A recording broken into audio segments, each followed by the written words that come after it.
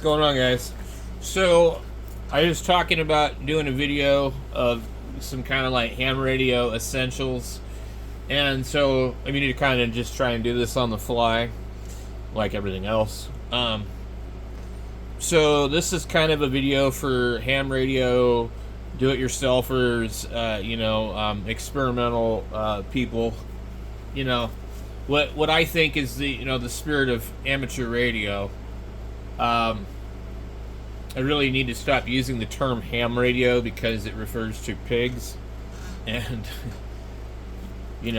as an amateur operator, I think there's a difference between somebody that builds things and tries out different things and the person that just gets their license and like wants to yak on the radio, like a teenager on a cordless, telephone back in the 90s. So this video is for the people, the makers, the builders, the people that want to like learn how to do things, and basically just kind of basic building blocks that will get you by until you can afford better stuff. And I think like the very first thing that you need, really is a decent multimeter or some kind of, device of reference. And honestly, like really anything will do. I mean, as long as it's consistent in its operation. I mean, a free multimeter from Harbor Freight, which I guess they don't really have anymore for free. But I just did a review on a clone meter of a Fluke. And there's a couple different ones out there, but like there's lots of different meters. And I was looking earlier and I saw this other one that I hadn't noticed before, but there was a blog I was reading on EEV blog about some of the clones and stuff of the Fluke 15 and the Fluke 17 and whatnot. There's just a ton of these meters out here. Let me click on this thing here. And where they change usually is in the bottom section, but like where they thicken up the case. But these are all kind of like, similar clones. This one here has the layout of the buttons and everything like that, like a Fluke 17, and it's called the 18B. And I just got this today, and I'm really impressed with it. But like, it doesn't really matter. You don't need to buy that. You can buy like a different one, whatever. But you need a good multimeter. And then another thing, if you're going to do a lot of portable stuff or whatever, I suggest that you go and look up Hobby RC power meter. Let me look at RC watt meter usually pulls it up. And what it'll be is one of these. Normally I put hobby connectors on it just because I had a bunch of them, but also there's a load and a source on here, and this stops you from being able to plug it in backwards. If you have power poles on here, they're ambidextrous and it could be put on wrong. So what I have is other little adapters that go from this to this so they can use Andersons, but I've put these on all my batteries so that I can hook them up, okay? And then all my portable radios have either cables or an adapter. And so this is really nice because it gives you the voltage of the battery, and as you're using it, you can see what's going on. But you can use it to diagnose other things as well, so it's just really helpful. And these are on Amazon and other places. They're usually about $14. If you really feel like abusing yourself, you can go to HRO and pay like $70 for one that says PowerWorks on it.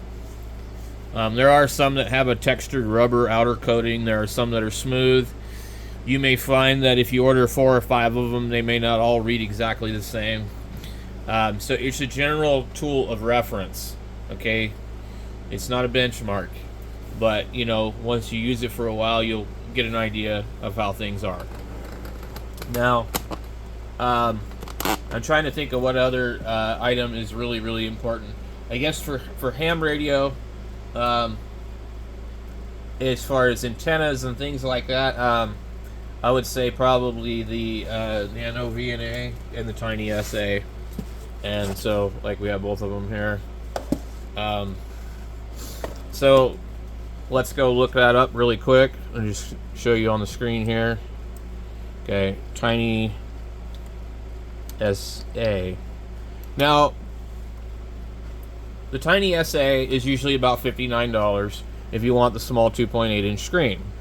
If you just really don't want that, then you can get a 4-inch screen, and they're usually quite a bit more. If you shop around, you might find a good deal on them. This is the spectrum analyzer.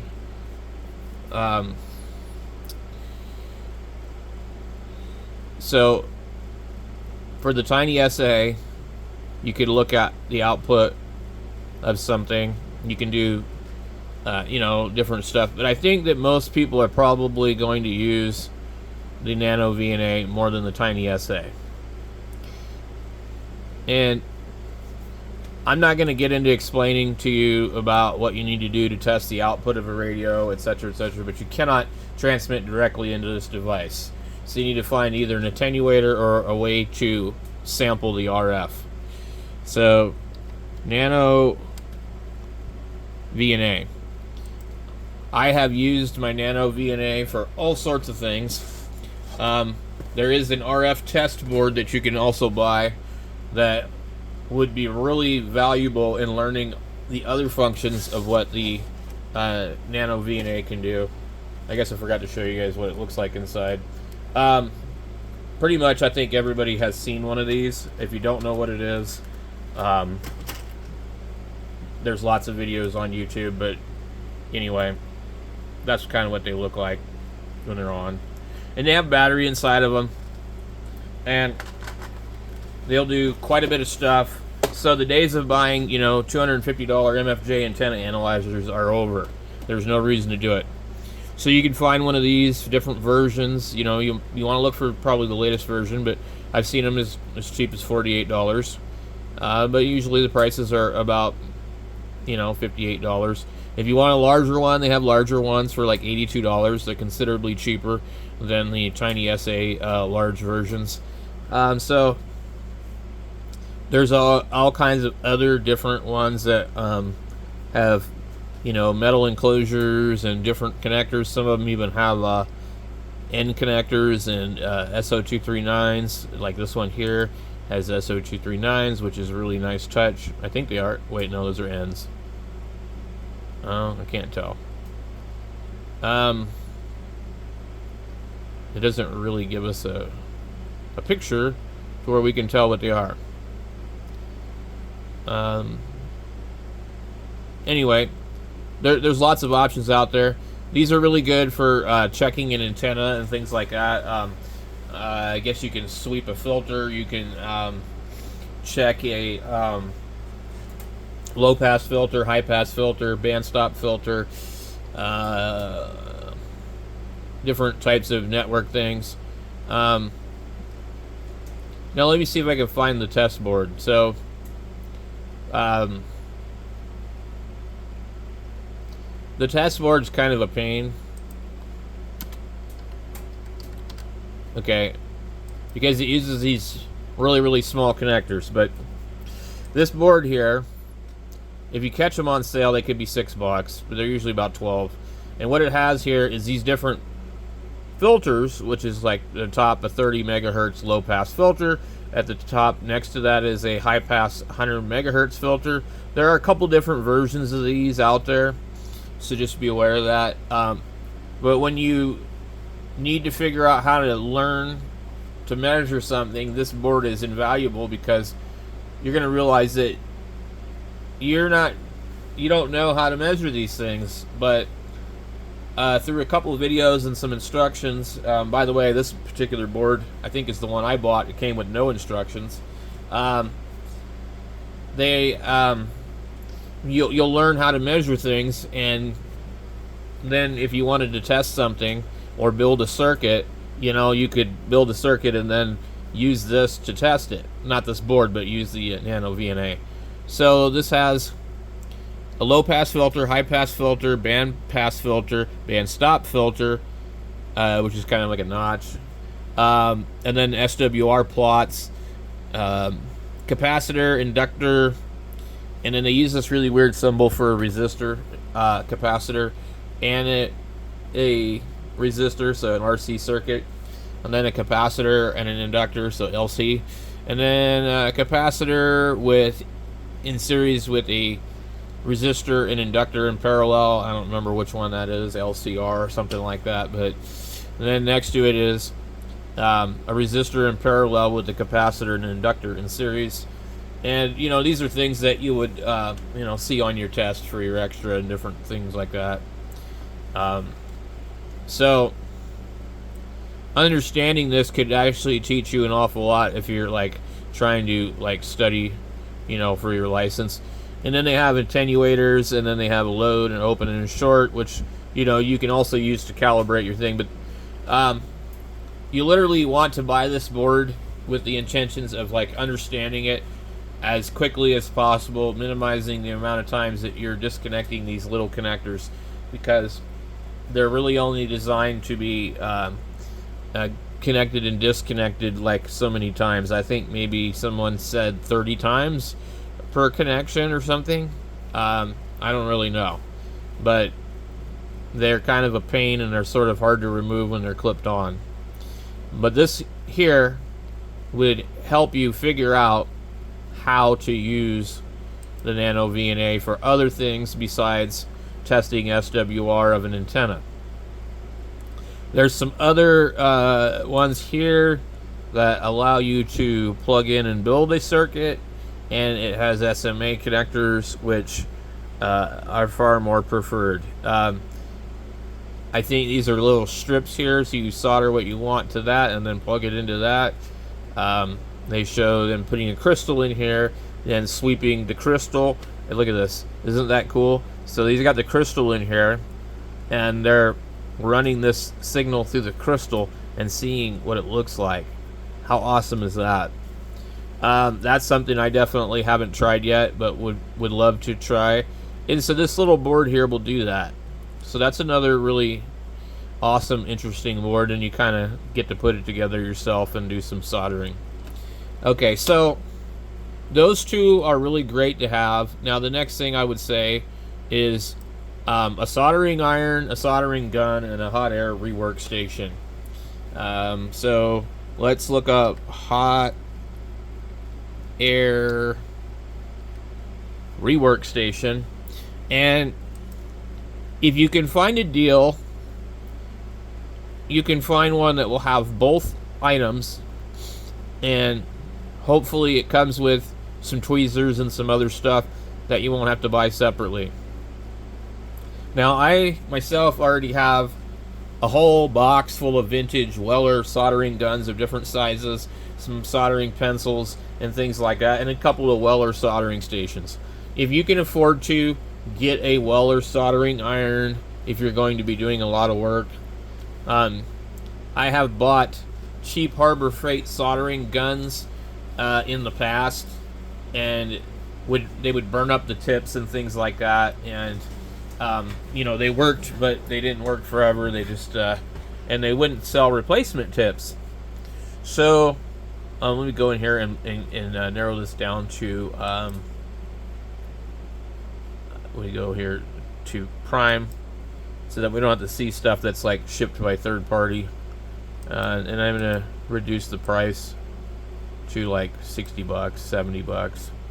$70.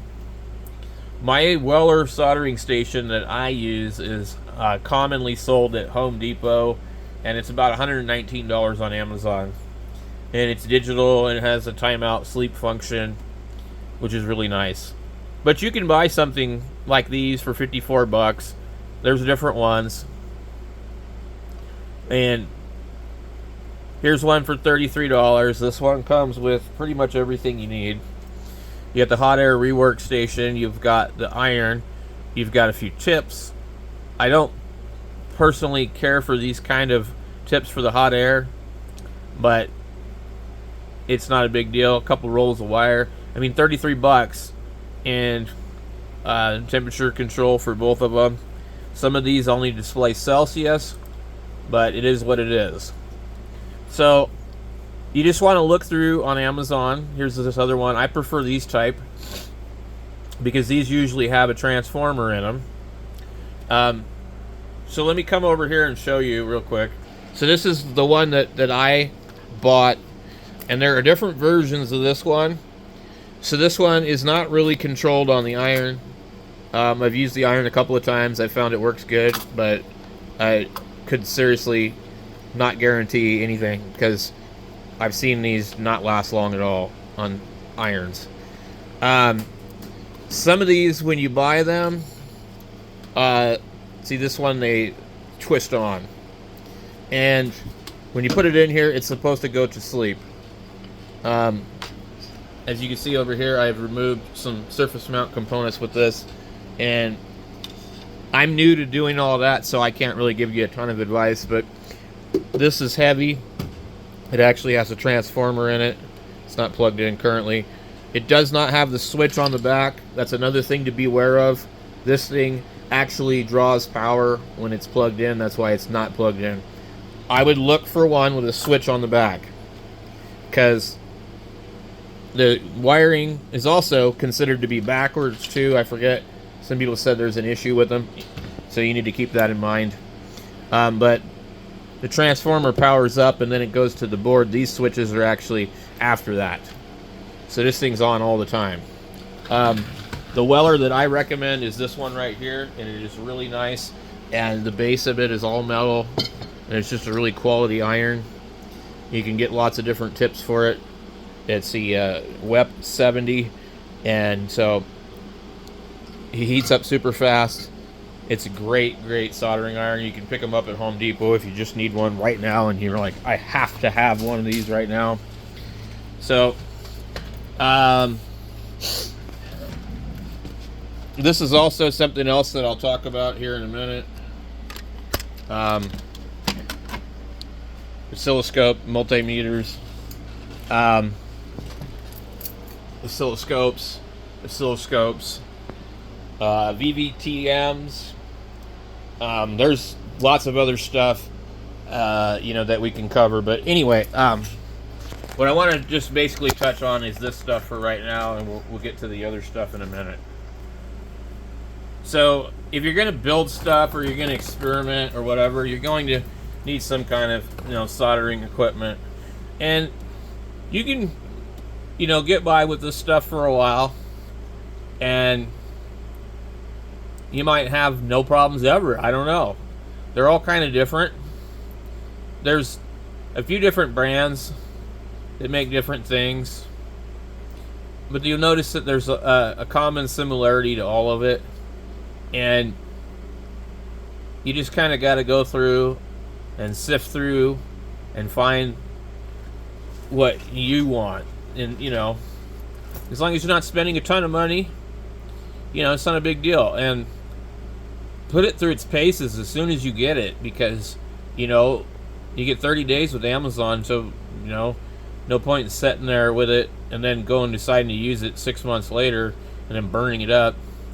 So I like these ones here, the Yahoo brand. I like the way that they're laid out. They're a lot more money though. $139, and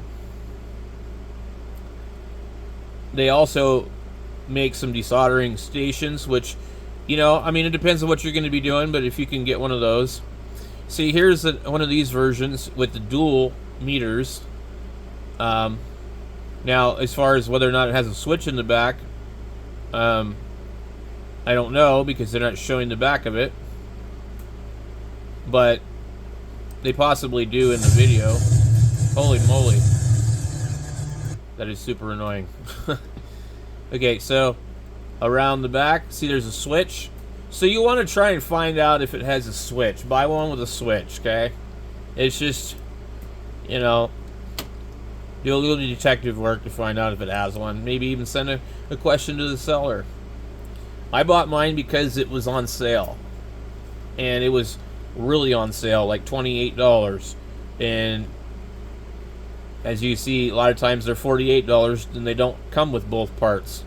So I just basically bought mine. No questions asked. Didn't bother to do too much research on it. I bought it because it was a deal. It was one of the last 3, and they were trying to clear them out. And as you can see, this one here is 49. It's got dual meters, but I figured I didn't really care about the other part of it. So mine didn't come with anything extra. It didn't come with soldering iron tips, but it did come with 3 of those. Here is the welder that I just showed you guys right here, and I would say that it's a lot more money at Home Depot, like almost 140, 30 bucks. So if you want this, I would just order it on Amazon. And like I said, this is an excellent one. I've had mine since maybe 2018. I'm not sure. I've had it a while, and I've only changed the tip on it once, and that was just because I wanted a different shaped tip. The one that it comes with is kind of big, but you can buy whatever you want. But like if you buy like some of these really cheap ones, don't expect them to last. They really do burn out. Let me see. Look up soldering iron. Because not everybody is going to be doing surface mount stuff or even want to. But one of the advantages is the hot air reflow. Is you could use it to do heat shrink. You could use it to do this and that. You can use it to remove components that would be a lot harder to remove with the soldering iron and get in and do less damage. So a lot of these here, these soldering iron stations, these $9 ones, I would probably buy a $9 one over one of these $49, kind of lookalikes. But one thing that's pretty common with the soldering irons is they'll copy the Hacko, the soldering iron, and so they use like a 5-pin connector. Some of them are different ones. I would say I had this one here, a similar one to it. I was not happy with its performance. I just thought it was kind of anemic. And I found that the welder kind of outperforms all of the different ones I've tried. Also, you can go to Home Depot and go buy like a 25, 35, or 40 watt welder soldering iron that plugs directly in, and it's got LEDs on it. It looks kind of like this one. Here's an 80, and here's a 30. I think this is basically what I have. And I had bought it for like $18 at Lowe's or Home Depot. I don't remember which one. So, I mean, if you just need something like this, this is guaranteed to be a good product. You're going to gamble if you buy some of these other, Chinese-looking ones. I like deals just like anybody else, but like sometimes, after you have had, 3 or 4 different soldering irons burn out, you kind of change your mind about it. Yeah, it would look like this one. This is one of the ones that I have, and it's how it came packaged. These are decent. They take a little bit longer to warm up than a 24 volt one. I've never really understood the reason why, but anyway. So it'd be a good idea to try a couple different things. Now, for doing coax and big stuff like this, I use something really similar to this. This is a welder. It's 260, 200 watts, a D550. I have a bunch of the 120, 140. So actually, I have the same one. It's just very old, and it's also rated differently. It's 240 and 325 watts. It's made out of Bakelite.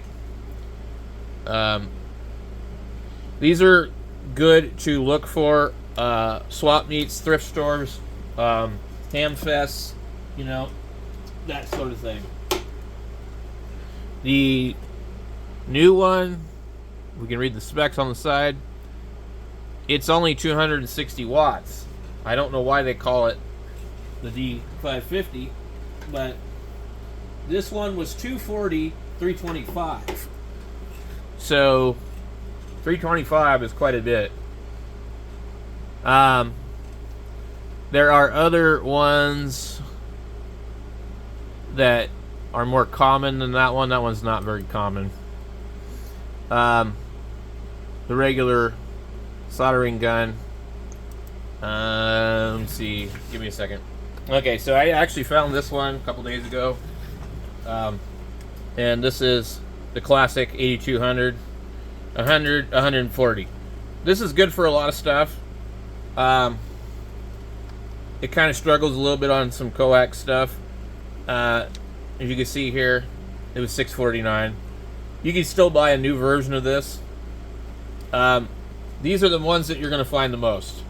And they have a dual trigger. And they're really good.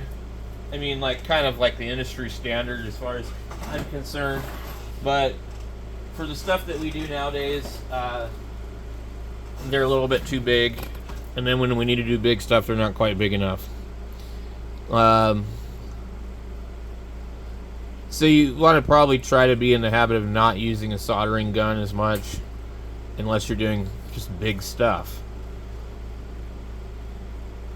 So, okay, so we've covered the soldering irons, the hot air rework stations, probably, you know, all the other stuff is kind of a whole nother video in itself, as far as like what you need to go with that: soldering flux, paste, liquid flux. As we're seeing in this thing here, they're showing the heat shrink. You know, I don't know what the cost of heat shrink is on Amazon, but it's definitely good to have. So, you know, watch here, they're going to remove this chip just like that. And it really is that easy when you set the temperature correctly. So a station like this is definitely cool to have. So we've covered the Nano VNA, the Tiny SA, basic multimeters, battery RC power meter analyzers, SWR meters, antenna tuners. That's kind of a whole nother thing, sort of, too, but and there really isn't any necessarily cheap, reliable stuff out there for that. I kind of prefer to like rely on my antenna tuner for a lot of stuff, and I have a couple different ones. They're just like multimeters, they all seem to be different. So down here I have this MFJ antenna tuner that's discontinued. It's a very large antenna tuner, the 9982, not to be confused with the 998C. But it has cross needle meter and it has an active peak reading meter. So my suggestion would be, you know, if you have something like this, it's not going to read peak, this old Heath kit. There's another antenna tuner down here, the 989C. Those, you know, will give you a basic idea of what you're doing, but there's a lot of different stuff you could end up buying to read watts. You could buy a bird meter, you could buy a coaxial dynamics, you could buy a Daiwa, you could buy an MFJ, you could buy all sorts of crap. You just need to keep in mind, I think the accuracy of a bird meter is something like 15%. And that's kind of be like, you know, considered to be like the industry standard. But that was like, you know, almost 100 years ago. I mean, the damn things have been around forever. And when I say 100 years, I'm just being facetious. But I think bird meters have literally been around since like the 1950s or something. The fancy places that do RF, they don't use bird watt meters anymore. They use different ways to do it. I mean, if you go into ICOM or Yaesu repair facility, I don't think you'll see them using bird meters. They might be using LP700s and stuff like that. They might be using some other stuff that uses like a weird thermal couple to measure RF. But I don't think you'll find any of the factories using bird watt meters. But if you pay attention to what all the hams are doing, you think, well, I need a bird meter. And they're all like $250 and they're beat to hell. So I think most people buy a bird watt meter for looks. That's just my opinion. And they're not real convenient to have hooked up in your station. But let me just see if I can find this other meter. It's coaxial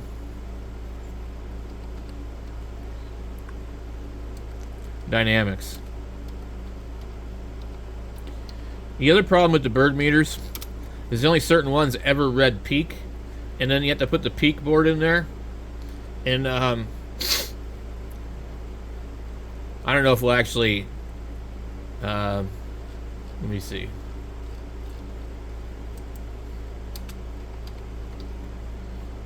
Now, the reason that I'm looking everything up on Amazon is because I like things to be easily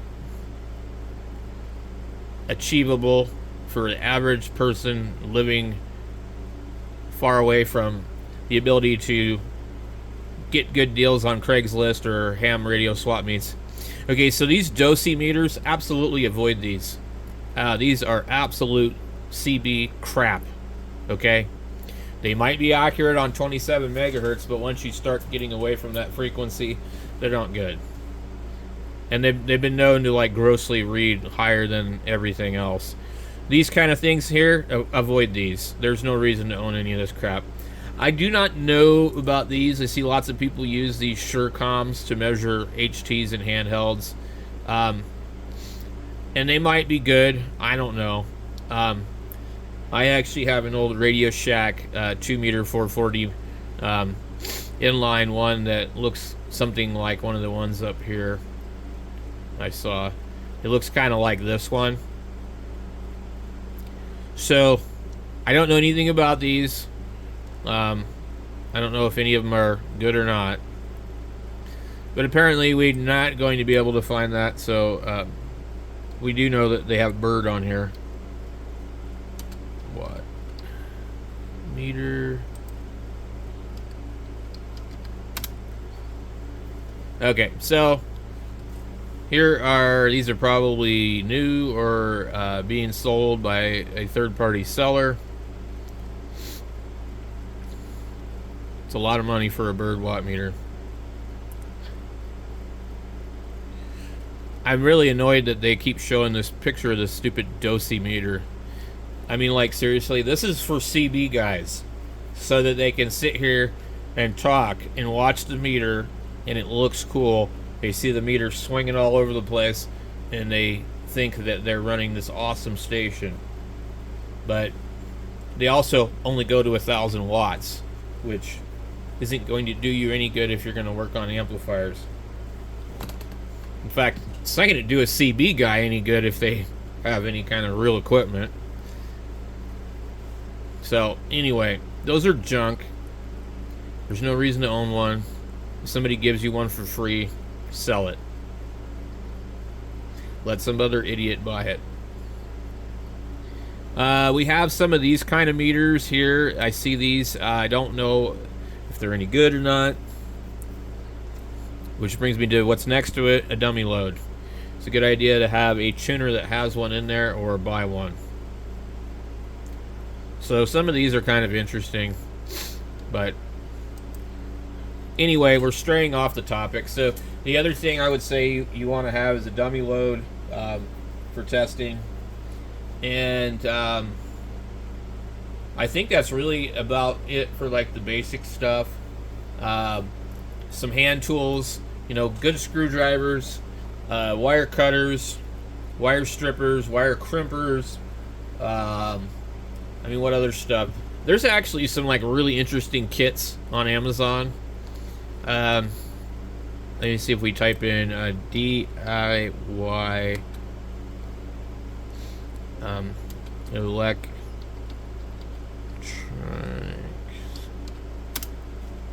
I spelled it wrong. So another thing too that's really cool is you can buy these kits and build them on Amazon.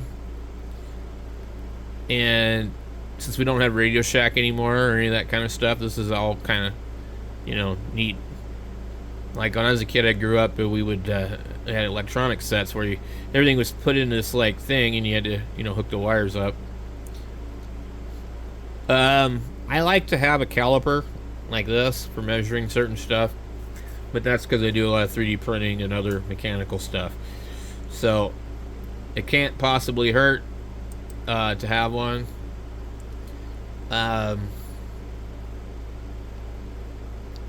Let's see. There was a kit, and that's what I'm trying to find here. And it came with everything all rolled up and ready to go for like you to work on stuff. Yeah.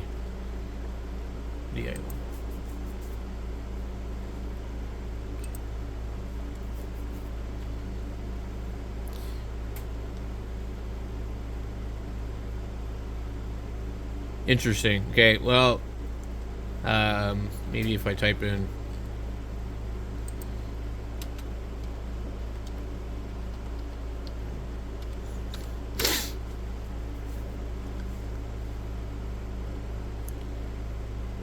striking out. Okay, here's one right here. The one that I was looking at came with a meter, came with wire cutters, clippers, everything. Right here. Well, no, that's not the same one, but anyway, you look for something that kind of looks like this. You get a soldering iron, a crappy meter, a crappy desoldering thing, some flux, some heat shrink, some electric tape, some wire cutters. I don't know why they're giving you the cat cable punch down. Some micro screwdrivers, tweezers, solder, utility knife. It all fits in this nice little thing, and I kind of like that. So I would browse for something like that, maybe, you know, or maybe you know somebody that's, you know, interested in electronic hobby and ham radio stuff. Maybe that would be, you know, a good gift. The other thing too is using an oscilloscope to look at stuff. This thing must be listening to me. You see this? As far as I know, I didn't think there was a microphone in this computer. But maybe I was wrong. Here is a oscilloscope kit that you can actually build. How cool is that? So this is going to be like the Finercy 138, basically. Let's see if they give you a picture of it.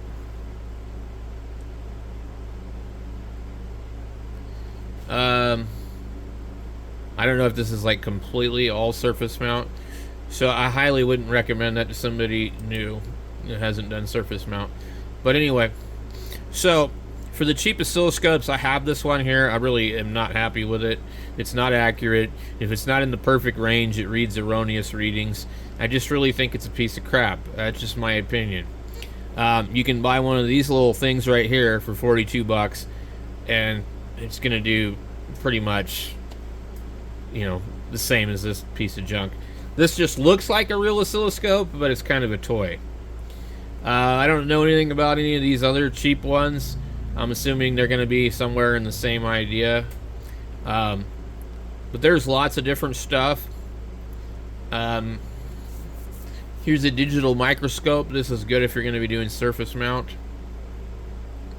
What I really like is the handheld oscilloscope meter combo that I bought. It has a rechargeable battery in it. There's an oscilloscope in it. There's a signal generator on the side. Anyway, I don't have a way to display a waveform on it really quickly for you, but there's these type of things here So otherwise, I think the best bet is you go and you find a quality used oscilloscope at a ham fest or something like that. You know, for like $150 or something like that. These will all work. They'll all be able to look at things, you know. And you know, I don't know how much bandwidth you really need, you know.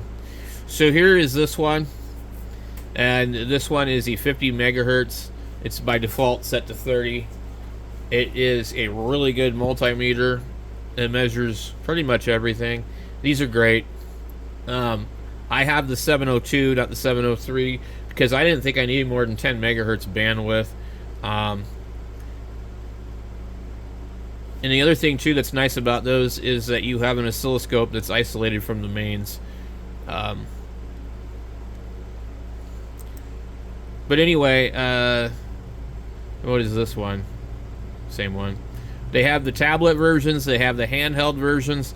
You know, they have these ones here, these ones here. There's just a lot of different ones out there.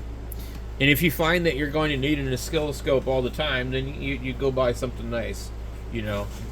But anyway, so I think that's really all I can think of. The SWR meters and all that, you're kind of on your own on that because they're just sort of not a real good source for anything that's affordable anymore. Maybe one of those all-in-one ESR testers. Let me see if I can find one of those really fast. They do tend to break though. ESR meter. It's called an LCR meter actually, but ECR, it measures the internal resistance of a capacitor. I don't have one. This is the one I would probably buy if I did. But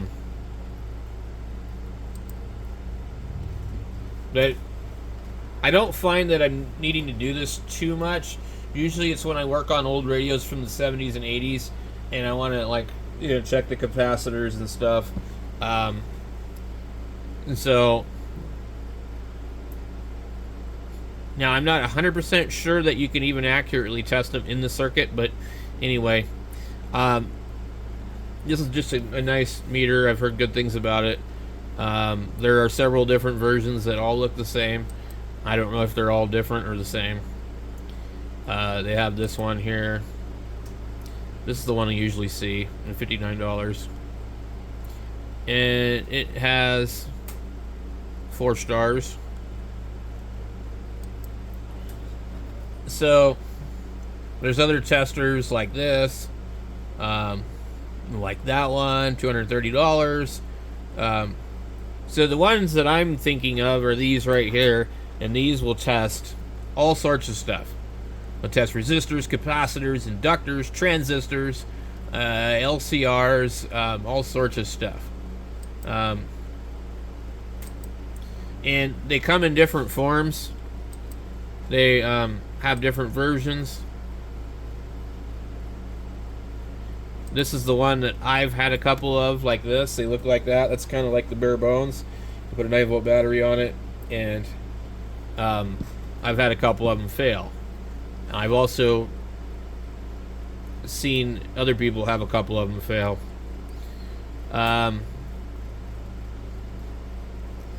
The issue is, I guess, maybe capacitors have too much of a charge in them still, and they burn up the thing. Now, they don't give a good picture of the display here, which is annoying because the display is actually really nice. Maybe somebody in the comments will have a picture of what they look like.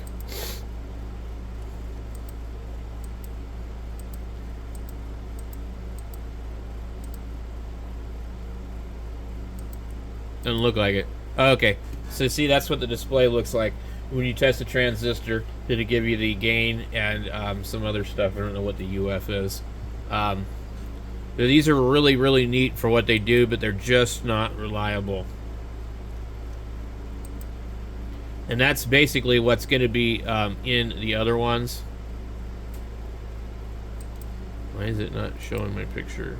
Okay, so when you test a diode, it gives you lots of information. The forward voltage and capacitance of the diode. There's a transistor being tested, a resistor. Now here's one of these ones. These are a little bit different. It's an updated board.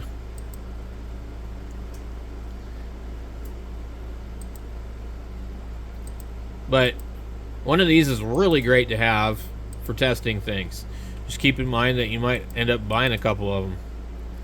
But I don't know anything else that does all that for that price. This one here, I believe, is a combination oscilloscope, multimeter, and tester. I'm not sure if it tests transistors and everything. It looks like it probably does.